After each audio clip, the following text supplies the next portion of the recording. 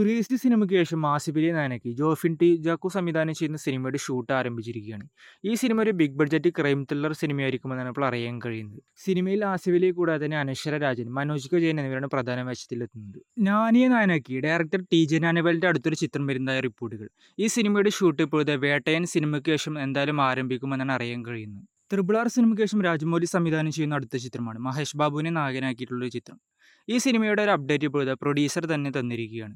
സിനിമയുടെ pre production വർക്കുകൾ നടക്കുകയാണെന്നും കൂടാതെ തന്നെ ഈ സിനിമയുടെ ഷൂട്ട് ഈ വർഷം സെപ്റ്റംബറിൽ ഒരുപക്ഷെ ആരംഭിച്ചേക്കുമെന്നാണ് ഇപ്പോൾ പ്രൊഡ്യൂസർ തന്നെ പറഞ്ഞിരിക്കുന്നത്. ഈ സിനിമ ഒരു വലിയ ബഡ്ജറ്റിൽ വരുന്ന ഒരു ഫോറസ്റ്റ് ആക്ഷൻ ത്രില്ലർ ചിത്രവും കൂടിയാണ്. പ്രഭാസ് ചിത്രമായ സലാർ 2 സിനിമയുടെ ഷൂട്ട് തുടങ്ങുന്നു. മെയ് മാസം അവസാനം റാംജി റാവു ഫിലിം സിറ്റി ഹൈദരാബാദിലായിരിക്കും സിനിമയുടെ ഷൂട്ടെല്ലാം ആരംഭിക്കുക. സിനിമയുടെ റിലീസെല്ലാം ഒരുപക്ഷെ 2025 ഡിസംബറിലായിരിക്കും ഉണ്ടായേക്കുക. ഗോട്ടിന് ശേഷം വിജയ് നായകനാവുന്ന ചിത്രമാണല്ലോ തളപതി 69. ഈ സിനിമയുടെ ഒരു ഒഫീഷ്യൽ അനൗൺസ്മെന്റ് ഇപ്പോഴിതാ വിജയുടെ ബർത്ത്ഡേ സ്പെഷ്യലായി ജൂൺ മാസം തന്നെ വന്നേക്കുമെന്നാണ് അറിയാൻ കഴിയുന്നത്.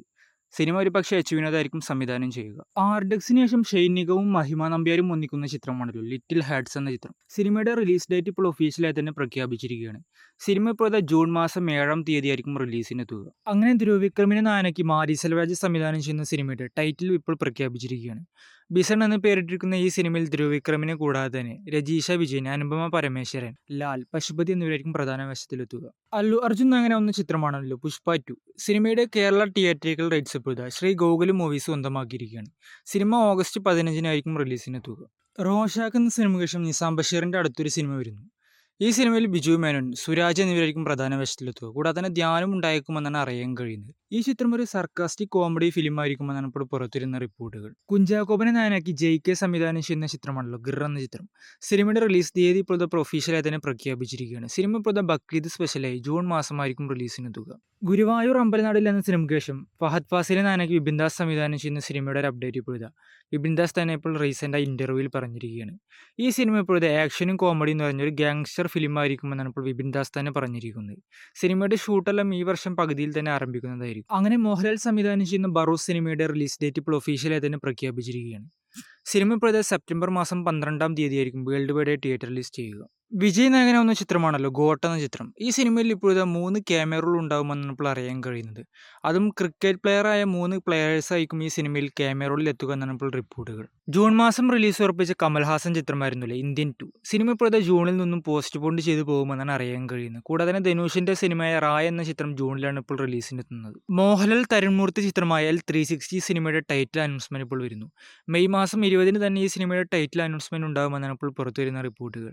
ജോ എന്ന സിനിമയ്ക്ക് ശേഷം ഇപ്പോഴാ മാളവിക മനോജും റിയോ രാജും ഒന്നിക്കുന്ന ഒരു സിനിമ വരുന്നു. ഈ സിനിമ സംവിധാനം ചെയ്യുന്നത് പുതുമുഖമായ കളയരസൻ തങ്കവേലും കൂടിയായിരിക്കും. സിനിമ നിർമ്മിക്കുന്നത് ഡ്രംസ്റ്റിക് പ്രൊഡക്ഷൻസും കൂടിയാണ്.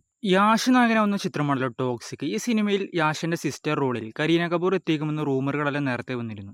ഇപ്പോഴത്തെ ഈ സിനിമയിൽ കരീന കപൂറിന് പകരം നയൻതാര എത്തിയേക്കുമെന്നാണ് ഇപ്പോൾ അറിയാൻ കഴിയുന്നത്. സിനിമയുടെ ഡിസ്കഷൻ വർക്ക് ഇപ്പോൾ നടക്കുകയാണെന്നാണ് ഇപ്പോൾ റിപ്പോർട്ടുകൾ. കവിൻ നായകനാവുന്ന അടുത്ത ചിത്രം ഇപ്പോൾ ഒഫീഷ്യലായി തന്നെ പ്രഖ്യാപിച്ചിരിക്കുകയാണ്. ബ്ലഡി ബഗർ എന്ന് പേരിട്ടിരിക്കുന്ന ഈ സിനിമ സംവിധാനം ചെയ്യുന്നത് നെൽസന്റെ അസിസ്റ്റന്റായ ശിവബാലനും കൂടിയാണ്. നെൽസൺ തന്നെയാണ് ഈ സിനിമ നിർമ്മിക്കുന്നത്.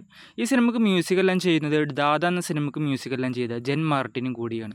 സിനിമ ഒരു ഡാർക്ക് കോമഡി ചിത്രവും കൂടിയാണ്. മുകുന്ദൻ ഉണ്ണി അസോസിയേറ്റ്സ് എന്ന സിനിമയ്ക്ക് ശേഷം ഡയറക്ടർ അഭിനവ് സുന്ദർ നായകന്റെ അടുത്ത ചിത്രം ഇപ്പോൾ പ്രഖ്യാപിച്ചിരിക്കുകയാണ്. നെസ്ലൻ നായകനാവുന്ന ഈ സിനിമയുടെ പേര് മോളിവുഡ് ടൈംസ് എന്നാണ്. ഈ സിനിമ ഇപ്പോഴത്തെ 2025 അവസാനമായിരിക്കും റിലീസെല്ലാം ഉണ്ടാവുക. തമിഴ്നാട്ടിലെ ഒരു പൊളിറ്റീഷ്യൻ ആണല്ലോ അണ്ണാമലൈ. അണ്ണാമലയിലെ ഒരു ബയോപിക് സിനിമ വരുന്നതായ റിപ്പോർട്ടുകൾ. ഇപ്പോഴത്തെ അണ്ണാമലൈന്റെ റോളിൽ എത്തുക വിശാലായിരിക്കുമെന്നാണ് ഇപ്പോൾ അറിയാൻ കഴിയുന്നത്. സിനിമ നിർമ്മിക്കുക തമിഴിലെ തന്നെ ഒരു വലിയ പ്രൊഡക്ഷൻ ഹൗസും കൂടിയായിരിക്കും. കാന്താര 2 എന്ന സിനിമയുടെ ഷൂട്ട് ഇപ്പോൾ ആരംഭിക്കുന്നു. സിനിമയുടെ ഷൂട്ട് ഇപ്പോൾ ഈ ആഴ്ച തന്നെ ആരംഭിക്കുമെന്നാണ് ഇപ്പോൾ അറിയാൻ കഴിയുന്നത്. സിനിമയുടെ ആദ്യത്തെ ഷെഡ്യൂൾ 20 ദിവസത്തോളം ഉണ്ടായേക്കും. ഉണ്ണിമുകുന്ദൻ നായകനാവുന്ന അടുത്തൊരു ബിഗ് ബഡ്ജറ്റ് ചിത്രമാണല്ലോ മാർക്കോ ജയർ എന്ന ചിത്രം. സിനിമയുടെ ഷൂട്ട് ഇപ്പോൾ ആരംഭിച്ചിരിക്കുകയാണ്. മൂന്നാറിലാണ് ഈ സിനിമയുടെ ആദ്യത്തെ ഷെഡ്യൂൾ ഇപ്പോൾ ആരംഭിച്ചിരിക്കുന്നത്. ഹനീഫ് അദാനി സംവിധാനം ചെയ്യുന്ന സിനിമയ്ക്ക് രവി ബസറാണ് മ്യൂസിക് എല്ലാം ചെയ്യുന്നത്. ഈ സിനിമയിൽ ഇപ്പോഴത്തെ 8 ആക്ഷൻ രംഗങ്ങളായിരിക്കും ഉണ്ടാവുക എന്നാണ് അറിയാൻ കഴിയുന്നത്.